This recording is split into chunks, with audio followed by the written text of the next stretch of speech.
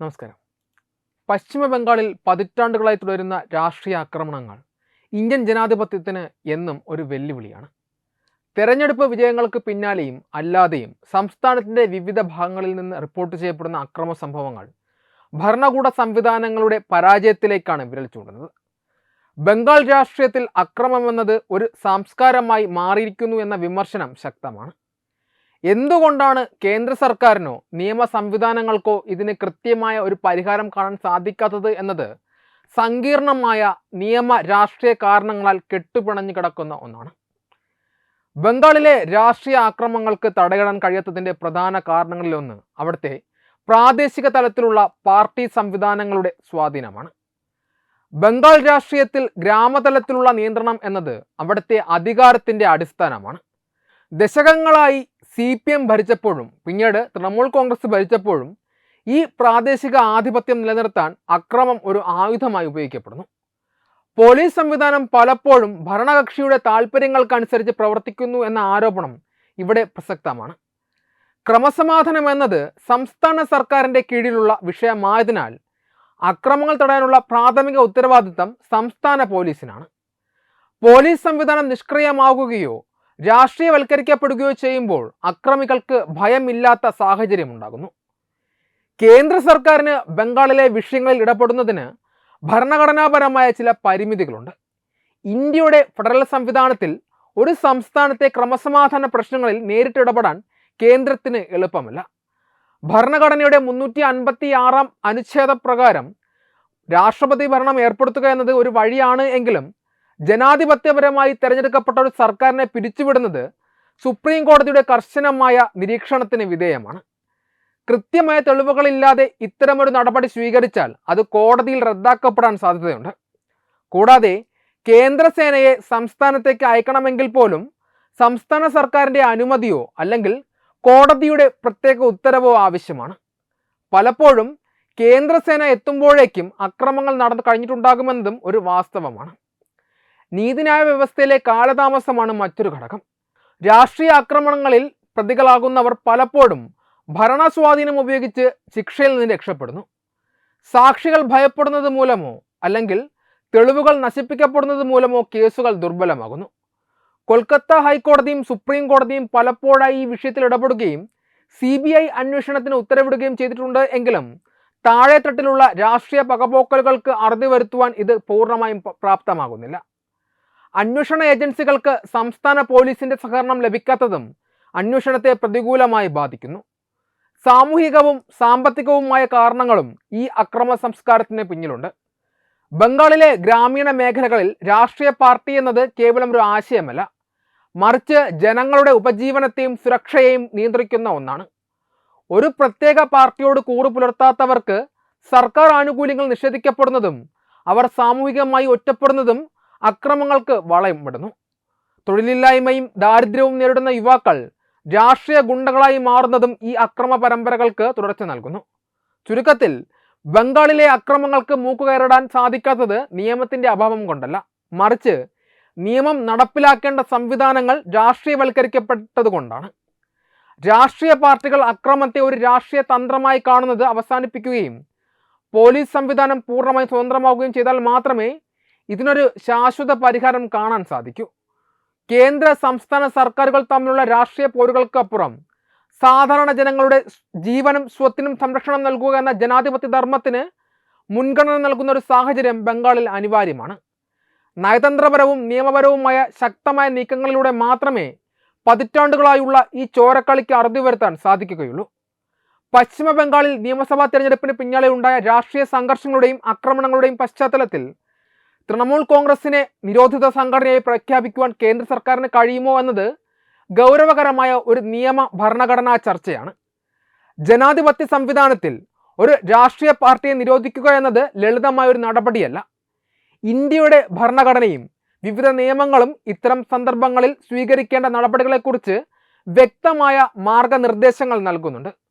ഒരു പാർട്ടിയെ നിരോധിക്കുന്നതിനേക്കാൾ നിലവിലെ സാഹചര്യത്തിൽ ഭരണഘടനാപരമായ മറ്റ് വഴികളാണ് കേന്ദ്ര സർക്കാരിന് മുന്നിലുള്ളത് എന്നതാണ് യാഥാർത്ഥ്യം. ഭാരതീയ നിയമവ്യവസ്ഥയിൽ ഒരു സംഘടനയെ നിരോധിക്കുന്നതിന് പ്രധാനമായി ഉപയോഗിക്കുന്നത് UAPA ആണ്. രാജ്യത്തിൻ്റെ പരമാധികാരത്തെയും അഖണ്ഡതയും ചോദ്യം ചെയ്യുന്നതോ തീവ്രവാദ പ്രവർത്തനങ്ങളിൽ ഏർപ്പെടുന്നതോ ആയ സംഘടനകളെയാണ് ഈ നിയമപ്രകാരം നിരോധിക്കുന്നത്. തൃണമൂൽ കോൺഗ്രസ് എന്നത് തെരഞ്ഞെടുപ്പ് കമ്മീഷൻ അംഗീകരിച്ച ഒരു രാഷ്ട്രീയ പാർട്ടിയാണ്. രാഷ്ട്രീയ സംഘർഷങ്ങൾ നിലനിൽക്കുന്നു എന്ന കാരണത്താൽ മാത്രം UAPA പ്രകാരം ഒരു രാഷ്ട്രീയ പാർട്ടിയെ നിരോധിക്കുക എന്നത് നിയമപരമായി നിലനിൽക്കാൻ സാധ്യത കുറവാണ്. രാഷ്ട്രീയ ഹിംസകൾ ക്രമസമാധാന പ്രശ്നമായിട്ടാണ് കണക്കാക്കപ്പെടുന്നത്. അല്ലാതെ അത് രാജ്യത്തിനെതിരായ യുദ്ധമായോ തീവ്രവാദമായോ വ്യാഖ്യാനിക്കുക പ്രായോഗികമല്ല. ഒരു സംസ്ഥാനത്ത് ക്രമസമാധാന നില പൂർണ്ണമായും തകരുകയും ഭരണഘടനാ വിരുദ്ധമായ പ്രവർത്തനങ്ങൾ നടക്കുകയും ചെയ്യുന്നു എന്ന് ബോധ്യപ്പെട്ടാൽ കേന്ദ്ര സർക്കാരിന് പ്രയോഗിക്കാവുന്ന ഏറ്റവും ശക്തമായ അധികാരം ഭരണഘടനയുടെ 356 അനുച്ഛേദമാണ്. ഇത് പ്രകാരം സംസ്ഥാന സർക്കാരിനെ പിരിച്ചുവിട്ട് രാഷ്ട്രപതി ഭരണം ഏർപ്പെടുത്താൻ സാധിക്കും. പശ്ചിമ ബംഗാളിലെ നിലവിലെ അക്രമങ്ങൾ തടയാൻ സംസ്ഥാന സർക്കാരിന് കഴിയുന്നില്ലെന്നും അല്ലെങ്കിൽ സർക്കാർ തന്നെ അക്രമങ്ങൾക്ക് ഒത്താശ ചെയ്യുന്നുണ്ടെന്നും ഗവർണർ റിപ്പോർട്ട് നൽകിയാൽ കേന്ദ്രത്തിന് ഈ വഴി സ്വീകരിക്കാവുന്നതാണ്. എന്നാൽ തെരഞ്ഞെടുപ്പിൽ ജനം ചവിട്ടിപ്പുറത്താക്കിയ മമതാ സർക്കാരിനെ ഇത്തരത്തിൽ പുറത്താക്കുക എന്നത് എത്രത്തോളം പ്രായോഗികമാണ് എന്നത് ചിന്തിക്കേണ്ടിയിരിക്കുന്നു. രാഷ്ട്രീയ പാർട്ടികളുടെ രജിസ്ട്രേഷനും നിയന്ത്രണവും കൈകാര്യം ചെയ്യുന്നത് കേന്ദ്ര തെരഞ്ഞെടുപ്പ് കമ്മീഷനാണ്. 1951 ജനപ്രാതിനിധ്യ നിയമപ്രകാരം ഒരു പാർട്ടിയുടെ രജിസ്ട്രേഷൻ റദ്ദാക്കാൻ കമ്മീഷന് അധികാരമുണ്ട്. എന്നാൽ ഇത് സാധാരണയായി സംഭവിക്കുന്നത് ആ പാർട്ടി ഭരണഘടനാ തത്വങ്ങൾ പാലിക്കാതെ വരികയോ അല്ലെങ്കിൽ രജിസ്ട്രേഷൻ സമയത്ത് നൽകിയ സത്യവാങ്മൂലത്തിന് വിരുദ്ധമായി പ്രവർത്തിക്കുകയോ ചെയ്യുമ്പോഴാണ്. അക്രമങ്ങളിൽ ഏർപ്പെടുന്നു എന്ന കാരണത്താൽ ഒരു പാർട്ടിയുടെ രജിസ്ട്രേഷൻ റദ്ദാക്കപ്പെടണമെങ്കിൽ അത് കോടതി വഴി തെളിയിക്കപ്പെടേണ്ടതുണ്ട്. മുൻകാലങ്ങളിൽ ഇത്തരം ആവശ്യങ്ങൾ ഉയർന്നപ്പോൾ പാർട്ടികളെ നിരോധിക്കുന്നതിനേക്കാൾ അക്രമം നടത്തുന്ന വ്യക്തികൾക്കെതിരെ കർശന നടപടിയെടുക്കുകയാണ് വേണ്ടതെന്ന നിലപാടാണ് കോടതികൾ സ്വീകരിച്ചിട്ടുള്ളത്.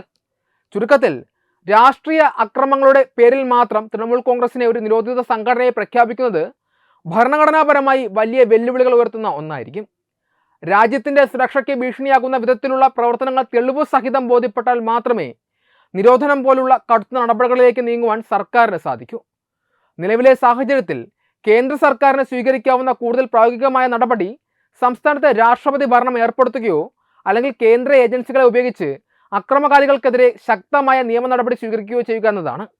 ജനാധിപത്യം എന്നത് വോട്ടവകാശത്തിൽ മാത്രം ഒതുങ്ങേണ്ട ഒന്നല്ല, മറിച്ച് ഭയരഹിതമായ ഒരു സാമൂഹിക അന്തരീക്ഷം കൂടി ആണ് എന്നിരിക്കെ ബംഗാളിലെ രാഷ്ട്രീയ ഹിംസകൾ തടയുക എന്നത് അനിവാര്യമായ ഒന്നാണ്.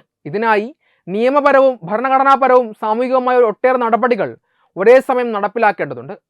ബംഗാളിലെ അക്രമങ്ങൾക്ക് അറുതി വരുത്താനുള്ള ഏറ്റവും പ്രധാനപ്പെട്ട ചുവടുവെപ്പ് പോലീസ് സംവിധാനത്തെ രാഷ്ട്രീയ വിമുക്തമാക്കുക എന്നതാണ്. നിലവിൽ ക്രമസമാധാന പാലന ചുമതലയുള്ള സംസ്ഥാന പോലീസ് ഭരണകക്ഷിയുടെ ഒരു പോഷക സംഘടനയെ പോലെയാണ് പ്രവർത്തിക്കുന്നത്. അക്രമം നടക്കുമ്പോൾ നിശബ്ദമായി നോക്കി നിൽക്കുന്ന പോലീസുകാർ കുറ്റവാളികൾക്ക് നൽകുന്ന ആത്മവിശ്വാസം ചെറുതല്ല.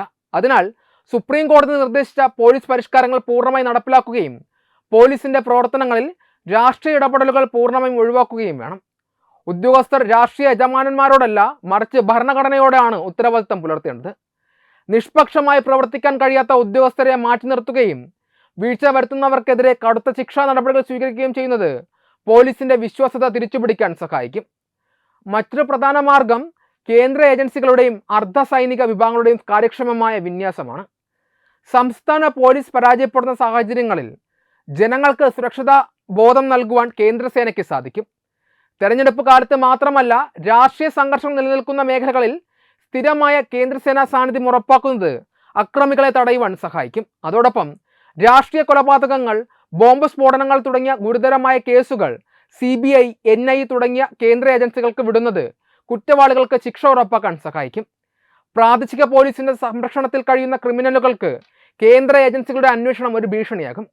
ഭരണഘടനാപരമായ ഇടപെടലുകൾ കേന്ദ്ര സർക്കാരിന്റെ ഭാഗത്തു നിന്നുണ്ടാകേണ്ടതും അനിവാര്യമാണ്. ഒരു സംസ്ഥാനത്ത് ക്രമസമാധാന നില തകരുകയും സർക്കാർ അത് നിയന്ത്രിക്കുവാൻ പരാജയപ്പെടുകയും ചെയ്യുമ്പോൾ ഭരണഘടനയുടെ 355 അനുച്ഛേദപ്രകാരം കേന്ദ്രത്തിന് സംസ്ഥാനത്തിന് കർശനമായ മാർഗനിർദ്ദേശങ്ങൾ നൽകാം. എന്നിട്ടും മാറ്റമില്ലെങ്കിൽ 356 അനുച്ഛേദം പ്രയോഗിച്ച് രാഷ്ട്രപതി ഭരണം ഏർപ്പെടുത്തുന്നതിനെക്കുറിച്ചും കേന്ദ്രത്തിന് ആലോചിക്കാവുന്നതാണ്. എന്നാൽ ഇത് രാഷ്ട്രീയ ലക്ഷ്യത്തോടെയാകാതെ ഭരണഘടനാ തകർച്ച എന്ന വസ്തുതയുടെ അടിസ്ഥാനത്തിൽ മാത്രമായിരിക്കണം. ഗവർണർ ഭരണഘടനാപരമായ തൻ്റെ അധികാരം ഉപയോഗിച്ച് സർക്കാരിനെ നിലയ്ക്കു നിർത്താൻ ശ്രമിക്കുന്നതും ഇതിൻ്റെ ഭാഗമാണ്. ജുഡീഷ്യറിയുടെ ഇടപെടലാണ് മറ്റൊരു നിർണായക ഘടകം. രാഷ്ട്രീയ അക്രമങ്ങൾ തടയുന്നതിൽ കോടതികൾക്ക് വലിയ പങ്ക് വഹിക്കാനുണ്ട്. അക്രമ സംഭവങ്ങളിൽ സ്വമേധയാ കേസെടുക്കാനും പ്രത്യേക അന്വേഷണ സംഘങ്ങളെ നിയമിക്കാനും ഹൈക്കോടതിയും സുപ്രീം കോടതിയും തയ്യാറാകണം. കേസുകൾ വേഗത്തിൽ തീർപ്പാക്കാൻ ഫാസ്റ്റ് ട്രാക്ക് കോടതികൾ സ്ഥാപിക്കുന്നതും അക്രമികൾക്ക് അതിവേഗം ശിക്ഷ വാങ്ങി നൽകുന്നതും മറ്റുള്ളവർക്ക് ഒരു മുന്നറിയിപ്പായി മാറും. ഇരകളാക്കപ്പെട്ടവർക്ക് മതിയായ സംരക്ഷണവും നഷ്ടപരിഹാരവും ഉറപ്പാക്കാൻ കോടതികൾ നേരിട്ട് മേൽനോട്ടം വഹിക്കേണ്ടതുണ്ട്. സാമൂഹികമായ മാറ്റവും ഇതിൽ പ്രധാനമാണ്. ബംഗാളിലെ ഗ്രാമീണ മേഖലകളിൽ നിലനിൽക്കുന്ന പാർട്ടി ആധിപത്യം എന്ന സങ്കല്പം മാറണം. ഒരു പാർട്ടിക്ക് വോട്ട് ചെയ്തില്ലെങ്കിൽ സർക്കാർ ആനുകൂല്യങ്ങൾ നിഷേധിക്കപ്പെടുന്നതും വീടുകളിൽ നിന്ന് പുറത്താക്കപ്പെടുന്നതും ജനാധിപത്യ വിരുദ്ധമാണ്. ജനങ്ങൾക്കിടയിൽ ജനാധിപത്യ ബോധവൽക്കരണം നടത്തുകയും തങ്ങളുടെ മൗലികാവകാശങ്ങളെക്കുറിച്ച് അവരെ ബോധവാന്മാരാക്കുകയും വേണം. രാഷ്ട്രീയ പാർട്ടികൾ അക്രമത്തെ ഒരു തന്ത്രമായി കാണുന്നത് അവസാനിപ്പിക്കാൻ തയ്യാറാകണം. അക്രമ രാഷ്ട്രീയത്തിന് നേതൃത്വം നൽകുന്ന നേതാക്കളെ തെരഞ്ഞെടുപ്പിൽ മത്സരിക്കുന്നതിൽ നിന്ന് വിലക്കുന്നത് ഉൾപ്പെടെയുള്ള കർശനമായ തെരഞ്ഞെടുപ്പ് പരിഷ്കാരങ്ങൾ കൊണ്ടുവരുന്നതും ഫലപ്രദമാകും. ചുരുക്കത്തിൽ നിയമവും നീതിപീഠവും ഭരണഘടനാ സ്ഥാപനങ്ങളും ഒത്തൊരുമിച്ച് പ്രവർത്തിച്ചാൽ മാത്രമേ ബംഗാളിലെ ഈ അക്രമ സംസ്കാരത്തിന് അറുതി വരുത്താൻ സാധിക്കുകയുള്ളൂ. രാഷ്ട്രീയ പകപോക്കലുകൾക്ക് അപ്പുറം മനുഷ്യജീവന് വില കൽപ്പിക്കുന്ന ഒരു സാഹചര്യം അവിടെ ഉണ്ടാകണം. കുറ്റവാളികൾക്ക് രാഷ്ട്രീയ സംരക്ഷണം ലഭിക്കില്ലെന്ന ഉറച്ച സന്ദേശം ഭരണകൂടം നൽകിയാൽ മാത്രമേ ബംഗാളിലെ സാധാരണ ജനങ്ങൾക്ക് സമാധാനപരമായ ജീവിതം ഉറപ്പാക്കാൻ സാധിക്കുകയുള്ളൂ. നയതന്ത്രപരവും നിയമപരവുമായ നീക്കങ്ങൾ കൃത്യസമയത്ത് നടപ്പിലാക്കിയാൽ തൃണമൂൽ കോൺഗ്രസ് ഉൾപ്പെടെയുള്ള ഏത് പാർട്ടിയുടെയും അക്രമ സ്വഭാവത്തിന് തടയാൻ സാധിക്കുമെന്നതിൽ സംശയമില്ല. വെബ് ഡെസ്ക് തത്തുമൈ ന്യൂസ്. വിട്ടുവീഴ്ചയില്ലാത്ത നിലപാടുകളുമായി ദേശീയതയുടെയും സമാജത്തിൻ്റെയും ശാക്തീകരണത്തിനു വേണ്ടി തത്തുമയിയുടെ ജൈത്രയാത്ര തുടരുകയാണ്. യൂട്യൂബിൽ മാത്രം തത്തുമയിക്ക് 10 ലക്ഷം സബ്സ്ക്രൈബേഴ്സിലേക്ക് എത്താൻ ഏതാനും ചുവടുകൾ മാത്രമാണ് ബാക്കി. മറ്റ് സോഷ്യൽ മീഡിയ പ്ലാറ്റ്ഫോമുകളിലും തത്തുമയിയുടെ നിറസാന്നിധ്യം തുടരുകയാണ്. ഈ അവസരത്തിൽ ഞങ്ങൾക്ക് നിങ്ങളോടുള്ള അഭ്യർത്ഥന ഞങ്ങളോടൊപ്പം നിൽക്കുക എന്നുള്ളതാണ്. നിങ്ങൾ ഉപയോഗിക്കുന്ന ഏത് സോഷ്യൽ മീഡിയ പ്ലാറ്റ്ഫോം ആണെങ്കിലും ഞങ്ങളുടെ വരിക്കാരാകുക, ഞങ്ങളെ സബ്സ്ക്രൈബ് ചെയ്യുക, നിങ്ങളുടെ സുഹൃത്തുക്കളിലേക്ക് തത്തുമയിയുടെ ഈ സന്ദേശം പ്രചരിപ്പിക്കുക. ഞങ്ങളോടൊപ്പം നിൽക്കൂ, രാഷ്ട്രത്തോടൊപ്പം നിൽക്കൂ, ദേശീയതയ്ക്കൊപ്പം സഞ്ചരിക്കൂ.